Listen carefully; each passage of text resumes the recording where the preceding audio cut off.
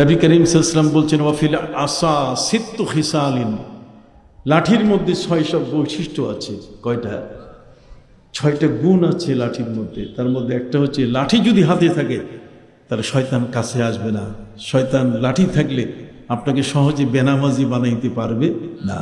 শয়তানকে দূর করার সবচেয়ে বড় প্রথম একটা হাতিয়ার হলো কি?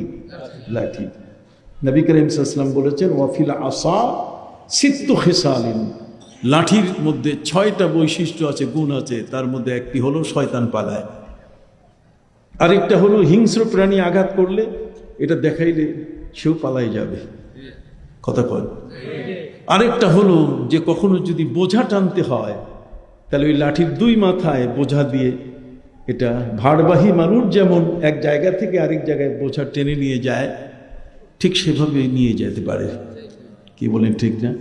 এই লাঠির মধ্যে আরেকটা বৈশিষ্ট্য হলো যে যদি কোনো সময় ইস্তেঞ্জার প্রয়োজন হয় তাহলে কুলুপ যদি সাথে না থাকে, মাটিতে খোসা দিয়া সেখান থেকে কুলুপ বানানো যায়। সুবহানাল্লাহ বলেন। এই লাঠির এই বৈশিষ্ট্যগুলো অনেক।